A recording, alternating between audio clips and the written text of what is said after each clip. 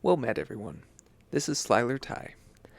I've recently gotten permission from the author Bradley T. Hessing to orate his 3-book series, The Eternal Hunt, The Eternal War, and The Eternal Night, where it follows the character Roke as he struggles to fulfill the capabilities and assignments of a hunter. Join me as I periodically upload these chapters, and I hope you enjoy. The Eternal Hunt, Prologue. Roke stood in front of the guild's hunter request board, scowling at the minimal rewards offered for risking his life. 2 silver coins to hunt down a dark creature. That isn't worth anyone's life. With his modded green cloak covering his face, no one could see his eyes were only looking at the reward, not the details of each hunt. Not worth my time, a single gold per blot. A child could handle that. 4 coins for capturing a smoker. Long way to travel and not much of a reward.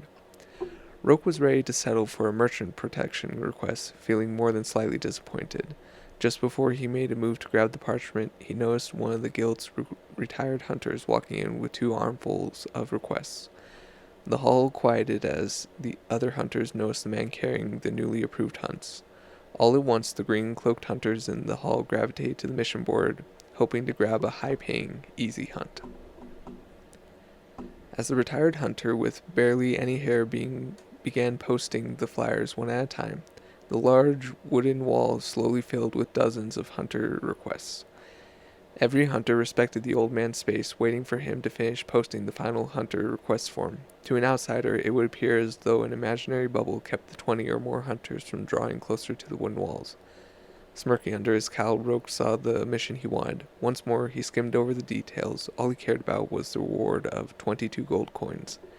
Having spent his entire life as a hunter, every mission was relatively the same to him. Hunt the creature, bring it back dead or alive, they're all the same. The split second one of the green-cloaked hunters took a step toward the wall, every hunter began shoving and elbowing each other to get a hair's breadth closer. Caught in the fray, Roke was pulled and pushed in the torrent of greedy hands, all clamoring for the best of the freshly posted hunts.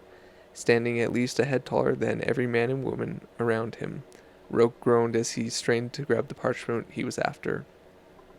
Another hunter's hand grabbed for the flyer he was holding. Growling to ward off the attempt, Roke ripped the hunter request off the board, holding it higher than any of the dirty fingers could reach. Growing annoyance with the crowd, his patience snapped when a wild elbow caught him just beneath the ribs. "Move!" Roke snapped. When no one moved, Roke forcefully pushed 3 hunters out of the way. With effort, he slipped through the gap. Striding to the collector's desk, Roke slammed the parchment on the desk. "Easy there, Roke. You know how they get when there's new hunts." The collector avoided eye contact as he grabbed a book, jotted down several notes with his one arm, and stamped the parchment with the guild's crest. Roke stormed out the front door. Another trudging weekend.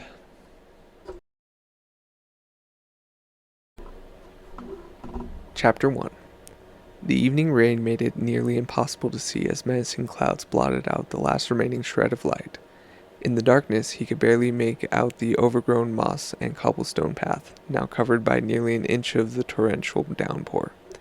Keeping his cloak high overhead, droplets of water rolled down the brim onto the already soaked ground. Peering through the darkness, he barely made out what appeared to be a log by the side of the path. Feeling drawn to the curiously shaped log, he cautiously walked closer. A flash of light split the sky.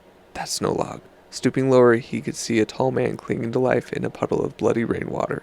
Ajal heard a gasping voice breathe out. "Death, my last friend. I wanted something more."